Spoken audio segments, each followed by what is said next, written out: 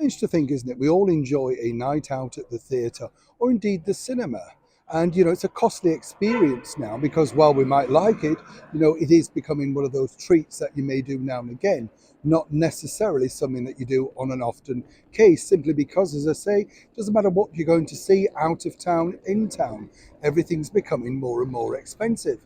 But as a recent study found over here in the United Kingdom, particularly in London's West End and in certain parts of the region, there's one element that's truly now upsetting many theatre goers on a regular basis. So much so, it may put them off returning again.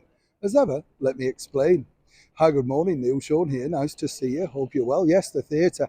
We all love it. I mean, let's be honest, there's nothing nicer than going to see a live performance. All of those dedicated performers who put their very best show on every single night, sometimes 8 shows a week. Done it myself. Very demanding, very difficult.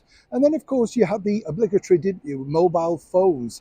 Everybody was told off about that. We've had superstars, including Dame Helen Mirren, kicking off about the fact that people were using or indeed taking personal calls during her performances. Don't necessarily blame her. And it spoils it for all the others, doesn't it?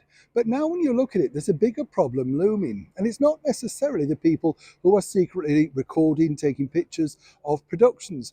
I don't know about you. I'm not too bothered about that as long as they're discreet and not making a lot of noise.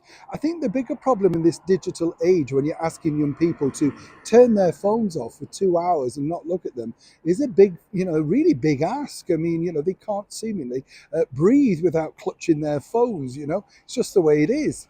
But now, is it the theatre owners themselves that are making things incredibly difficult for us, the patrons, the people who have paid a lot of money? Let me explain. You see, time and time again, when you go to the theatre now, do you remember the interval was a time for a bit of refreshment, whether that be a cup of tea or indeed a small glass of fizz if you could afford it, that sort of stuff.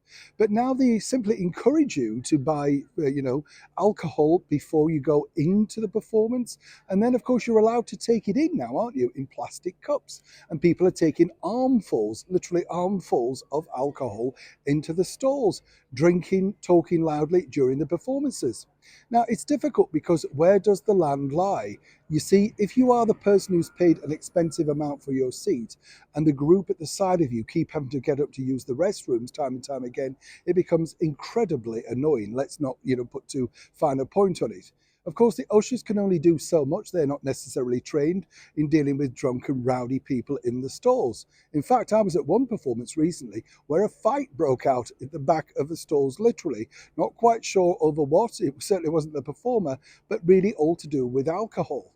And now, of course, they're looking at this as a bigger problem because with their revenue reliant on making as much money in a short time as possible, without putting their alleged ticket prices up even more, theatre bosses are saying this is the only way that they can survive by, of course, creating and making as much money at the bars through snacks and alcoholic drinks ahead and during the performance.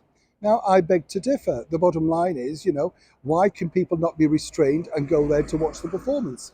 The other side of it is we've now seen a rise more and more of those jukebox musicals, the Tina Turners, the Motowns, the best of the 70s. It's a party atmosphere. You're encouraged to get into the mood. And in the mood, seemingly in the 21st century, means bringing in as much booze, alcohol, as you can possibly carry in. Normally, at the detriment of all of those around you who simply want to enjoy a good night out at the theatre. As ever, I'd love to know what you think to this particular story that's breaking out over here in the United Kingdom below. Do you agree with it? Should alcohol be banned during the performance? Should they limit on how many drinks you're allowed to take in and out? Either way, do let me know what you think, as ever, in the comments below. Neil Sean, Theatreland, London.